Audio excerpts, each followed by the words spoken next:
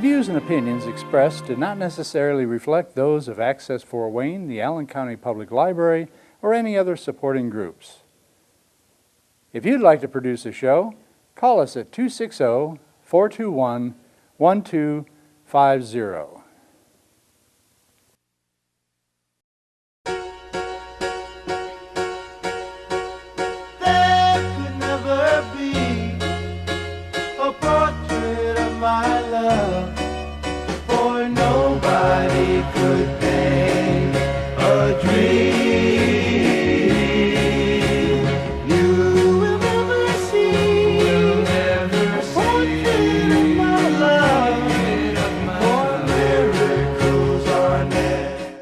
Hello everybody, this is Patty Hunter of Patty's Page.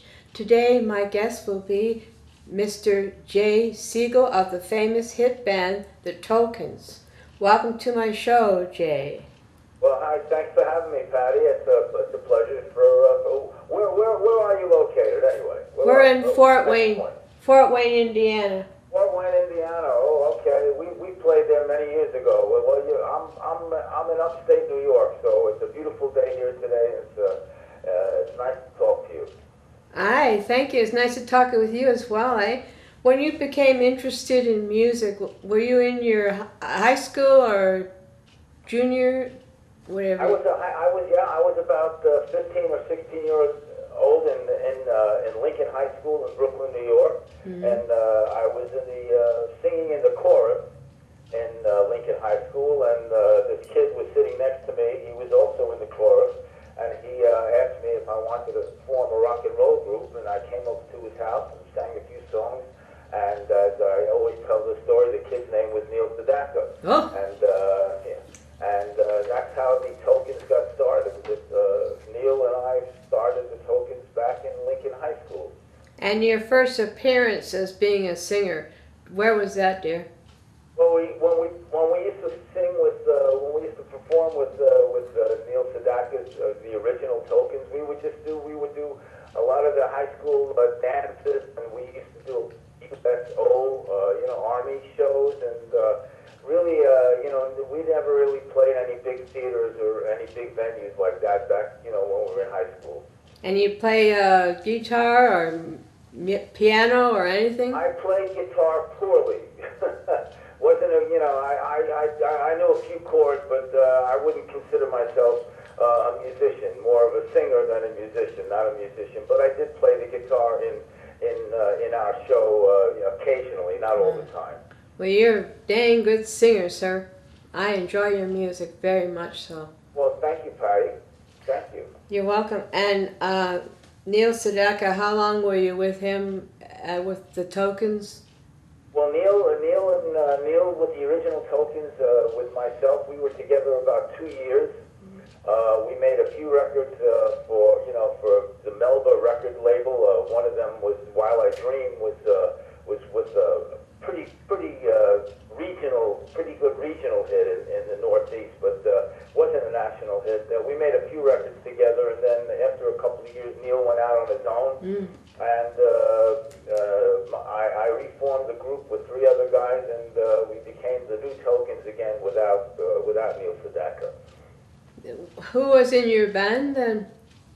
Well, in the original Tokens, after Sedaka with myself, a fellow named, all from Lincoln High School, Hank Medras and Phil and Mitch Margot. These were the original members of the Tokens that made all our big hit records. And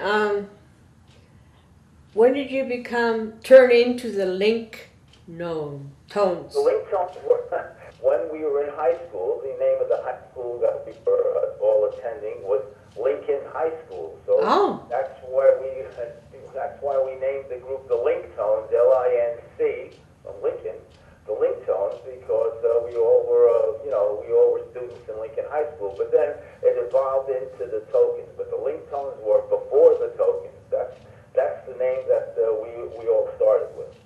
So when you were with Neil Sedaka, did you write the lyrics or music or what? Well, Neil Sedaka wrote all the music. Mm-hmm. Which labels were you with throughout? Oh, we started off with Melba Records, and then when the Tokens reformed, our first big hit record, Tonight I Fell in Love, was on Warwick Records. Mm-hmm. Warwick Records, and then after Warwick Records, we signed to RCA Victor, which is the label that we have The Lion Sleeps Tonight on, and then from RCA Victor we went to Warner Brothers, which we had on, one of our big hit records, Portrait of My Love. So we were on quite a few labels in our career. So how many songs have you put together over the years, eh? Many, hundreds of songs. Well, when did you write When the Lion Sleeps Tonight? That seems to be what I remember you by, as well as another song. Well, yes, like the rest of the world would remember us by that song because it was such a gigantic hit when it came out. It was a hit it was number one in the United States, and then it was number one in 36 countries all over the world. Wow. And to this day, it sold probably over, 13 or 14 million records because it was re-released again after the movie The Lion King, because The Lion Sleeps Tonight was featured in that film, and it was a worldwide hit for the second time in a row. Like you said, you recognize us by that song, so does the rest of the world. So after you had the hit at The Lion Sleeps Tonight, did you go into radio or TV production? Or? Well, we got involved before The Lion Sleeps Tonight. Actually, we got involved in record production and publishing. We formed our own record company, and we produced a lot of #1 records in the '60s and in the '70s as well for a lot of unknown artists. They were not known until we took them into the studio and we produced their records. The first big hit record we produced was "He's So Fine" by the Chiffons. Oh, wow. Produced all their records, One Fine Day, Sweet Talking Guy. We produced the records by The Happenings. See You in September, I Got Rhythm, Go Away Little Girl. We produced all the records for Tony Orlando and Dawn. Oh. Candida, Not Three Times, Tie Yellow Ribbon, a big hit record by Randy and the Rainbows called Oh Denise. So we were involved in making records for other people, and also we got very heavily involved in writing and producing and performing radio and TV commercials. Oh, commercials! For every product you could think of, we were doing jingles for. Do you know one you can be able to say? One of them? Yeah. Well, we did spots for United Airlines. We did spots for Eastern Airlines. We did spots for beer, cigarettes, toothpaste, deodorants, you name it. We did commercials for all, in every area. And you're performing still, sir? Yeah, we're still doing about 40 or 50 concerts a year. We're out there on the road all over the country and out of the country. Last year we did a concert in Spain, in Barcelona, and next year we're going to be back in Spain. They're very big fans of ours in Barcelona and Spain. We're going to go back there this coming June. And we're all over the United States. We're doing our shows. It's a great feeling to be able to have the ability to still make those audiences stand up and smile and have a great time. What can you say to my audience? Is getting towards the end of this interview. I hope I will be able to next time do a longer interview with you, sir. Sure. Anyways, what can you say to my audience to encourage them to succeed in life? You have succeeded. I have a very simple plan. If you go to work doing what you love to do, it's not work. You shouldn't be motivated only by how much money you could make in a specific field. You should be motivated for what you love to do and your passion in life. My passion in life was music. I pursued it. It wasn't easy in the beginning, but it was very rewarding at the end. Well, Jay, you were an excellent guest of mine. Well, thank you very much. I appreciate that, Pat. And thank you so much for coming on to my show. Next time, I hope there will be a next time that we can be able to do a longer interview, if you want.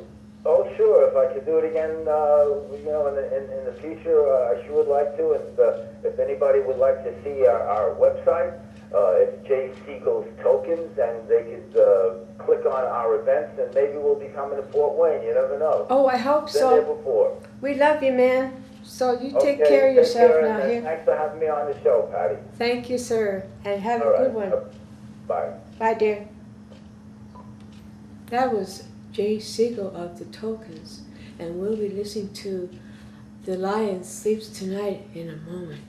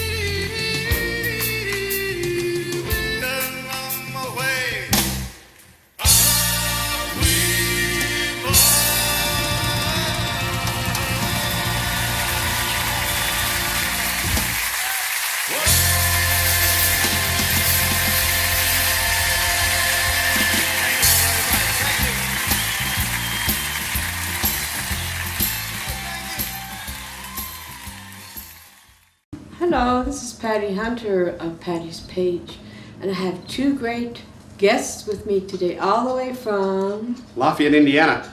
Logansport, Indiana. And I'm here, Fort Wayne. Ha! Anyways, this one is Nathan. How do you pronounce your last name? Bechtold, Bechtold. Bechtold. Nice to meet you. And you? Mark Racop, R-A-C-O-P. Right on. So, what brought you guys together? Oh my. You known each other for a long time, or? Even before we knew each other. Science fiction conventions, comic book conventions, and filmmaking, all of the Filmmaking. above. You're in kind of all filmmaking. combined. Yeah. You bet. So, with you? So I run the Indiana Filmmakers Network. It existed way before I got involved. However, I am now the president of the Indiana Filmmakers Network. We are a 501c3 educational charitable organization with 8 hubs across the state of Indiana. So we have a Fort Wayne hub, which is tonight's meeting. What's a hub? A hub is like a chapter, but technically through our bylaws and through how the non-for-profits are structured, we can't call them chapters.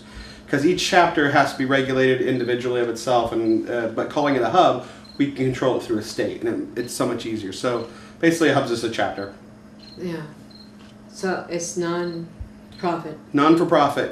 Though we do workshops and we do have things that, of course, you can make profit. But we're trying to work out new deals with the Khan Academy, Pixar in a Box and stuff for next year. So we can do educational things for like STEM programs for creatives. Different than doing technical programs, more creative and writing programs, more educational programs for youth and adults. So you deal with schools, high schools? Mm-hmm. We do have a high school chapter, but it's kind of in Carmel, Westfield, and Fishers, but it's not currently in use. We're trying to rectify that. The professor who was doing that, and then there's a lot of like some infighting with the schools. So we just try to make sure. Yeah, well, just try to make sure it works with everybody. When we become a nonprofit, we have to watch how we work politically and schools and religions and stuff. We have to watch how we do that. So it muddied the water a little bit. And if a school wants to support us and have a hub, it has to be open to the public, because we're a public entity that also has to. So if the school wants to run it, and it has to work with the public. How can someone be a member of well, if you, whatever area you're at, or anywhere across Indiana or across the United States, because we have members all over the world actually, you can go to www.indianafilmmakers.org. And all of our information is on there, so just peruse our wonderful website, criticize us heavily, and make comments, and we're happy to take that criticism. You're here for the community, in other words. Every hub does something different, and we are very community driven. It's up to the hubs to reach out to the communities and work directly with the Arts Council, the local tourism board. We are affiliated with Small Business Administration, SCORE, to help bring those elements in, because a lot of creatives don't think about the business end, or they don't want to think about the business end. I hear you. And when it comes to filmmaking, it's called show business for a reason. Show biz. Hey. It is show biz. Listen, with you. I'm a producer and director of movies, and my strengths lie in the production side of it, pre-production especially, and that's one of the topics we're going to be talking about tonight at the IFN meeting. But in addition to that, I'm very heavily involved with post-production as well. I feel 15 years younger when I'm on a film set. It's absolutely awesome. Yeah. And it's just How long have you been in the biz? About 40 years. 40 years? Mm-hmm. Oh, wow. Made my first feature film when I was 14 years old. Oh, dang. So, a couple days ago.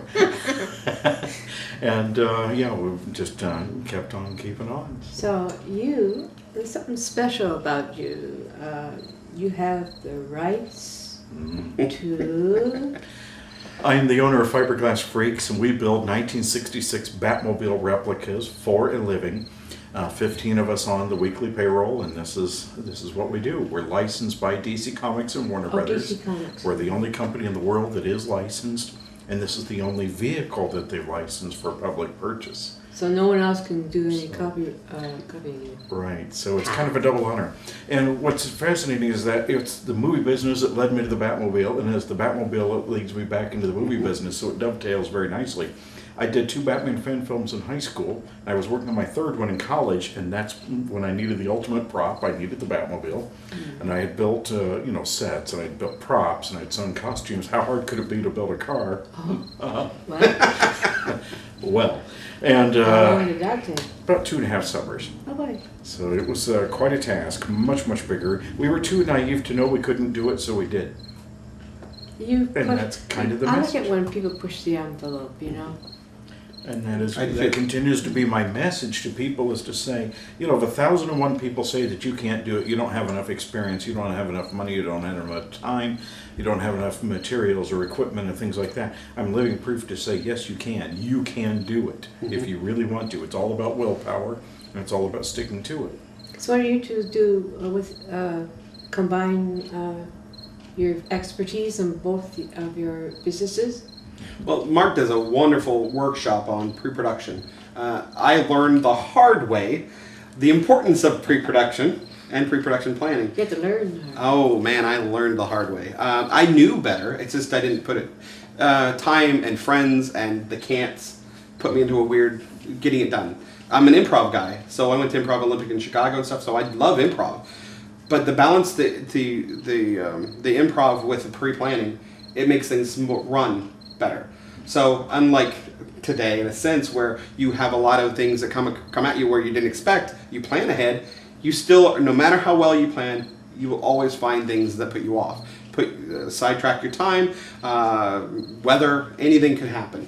So the improv skills help me personally get through the planning. Oh, thank God. So, a friend of mine coined the phrase of hope, failure, and rescue. We normally say pre-production, production, and post-production. Yeah. all But right. that's not really it. It's really hope, failure, and rescue. Right. Hope is your pre-production time because the more hope that you have, the more pre-production time you have, the less failure you will have. Because minute one, when you get into production, of course, you're in compromise mode from that point on. So the question is, how much of your original vision can you get from the paper onto the screen? And then post-production is rescue.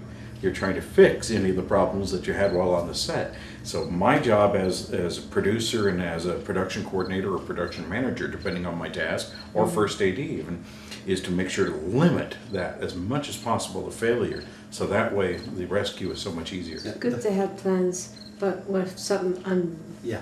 unprepared. Well, that's where you always have plans A, Like B, this- C, That's and where D you have A, ready yeah, to go your at backup a plans. moment's notice. Yeah. No matter what it is, always have a backup plan as best as you Yes. can. And then you have to roll with the punches as required. But a lot of filmmakers, a lot of people, a lot of creatives, they always think about the ultimate goal being completion of the project. Yeah. And there's more to it. What about getting it out there? What about distribution and marketing and pitching and film festivals or whatever it may be that you're working on? So pre-production, and Mark's topics about pre-production, I look at them as not just for film, it's for anything you do. That's I true. really do.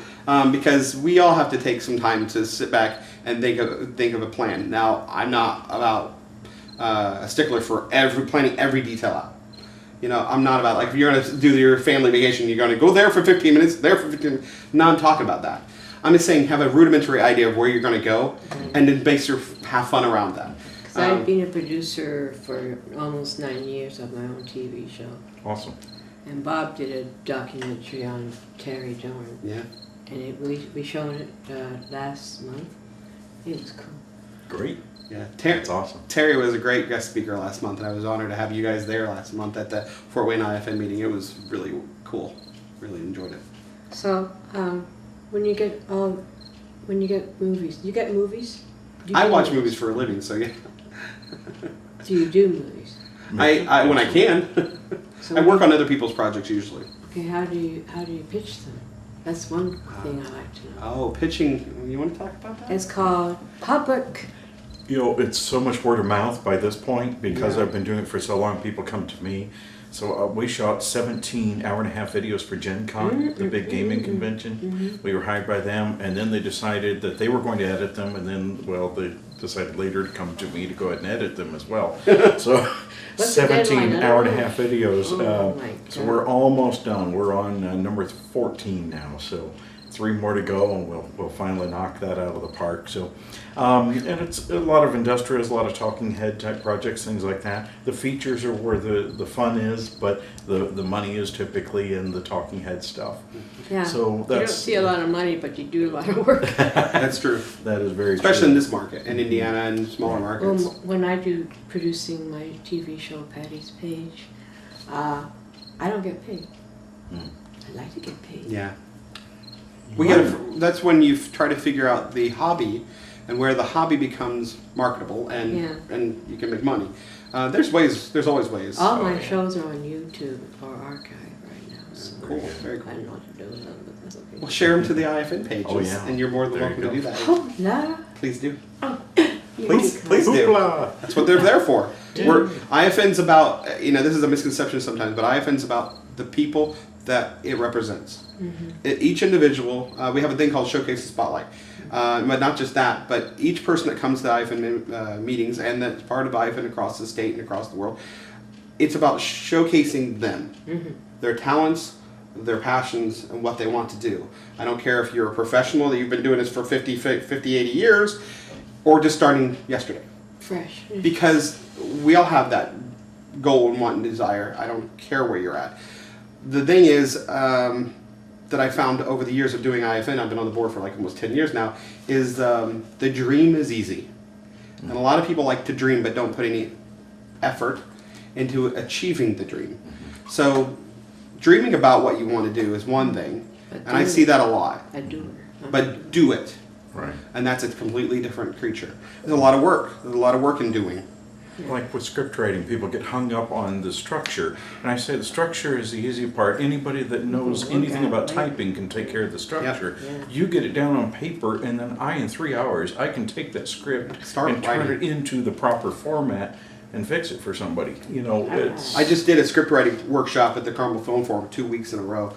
And it's based on workshops I've done in Lafayette and other places. So what these are is basically getting... the first thing I ask people to do is cold writing, pen to paper. Just start writing something. I don't care what it is. It just gets your mind wanting to write. So whenever I get a writer's block or I have an issue, I just start writing something. It doesn't have to be what you're working on. Story. Just write something. Middle, end. Right. Well, I do talk about 3-actor structure. Stuck, go to a part that you know. Don't let that writer's block stop. Yeah. That's one of the, don't write linear. Your movie's not going to be shot in order. It's not going to be edited possibly in order, depending on how you work as an editor. So therefore, why does it have to be written in order? As long as it makes sense in the end, you're fine. As long as I like going backwards. I actually work backwards. It helps with foreshadowing. If you have a conclusion, you know where you're going. You can set up your call. Because if you know all those things, especially that's how Agatha Christie wrote a lot of her mysteries. She already knew what she wanted to do. So how did we get to that point? So she'd always she'd always make the ends. But how do I get to the ends? Because the end is not the end was easy. The end is near. No. Yeah, the end is near. No, don't say that. Especially now, don't say that. Oh boy. But there's a lot of different places you can go back. So if you go backwards when you're writing, when you're developing characters, developing your stories, if you already know where you're wanting to go, I help with NaNoWriMo, and a lot of times that's National Write Month. And a lot of times they don't know where the characters are going at all. They just kind of write. And that's okay too.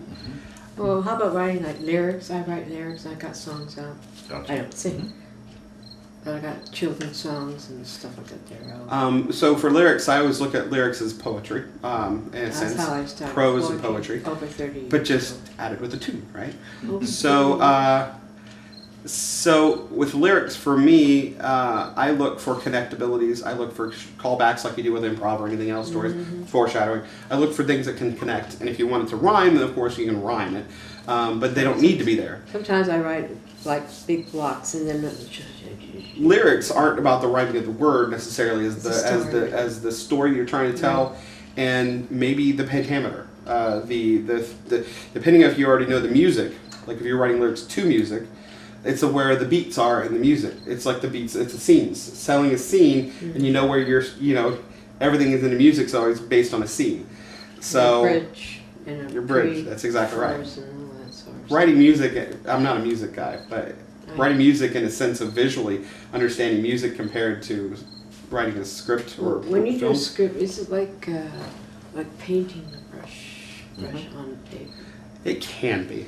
It's a very, very sloppy, messy thing. It's therapeutic. You're like, oh my god, I just painted that. How am I going to... I'll paint over it. All right. Yeah. Wow. There's certain beats that have to be hit in your writing of the script. There's certain beats you have to hit while shooting it, and then certain beats you have to hit while editing. And you have to time so it all works, coincide. It really is interesting because you talk about music.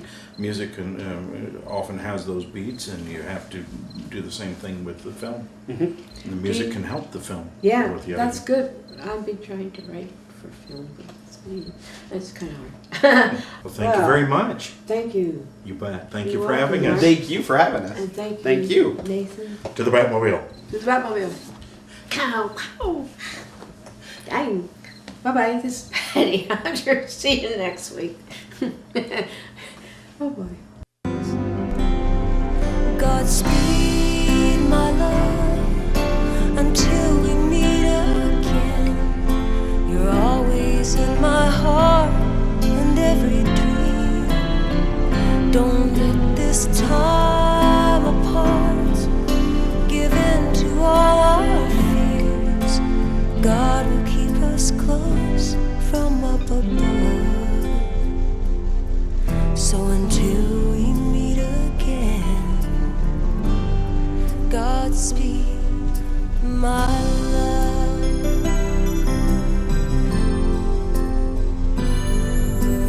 God is with us always, and for the rest of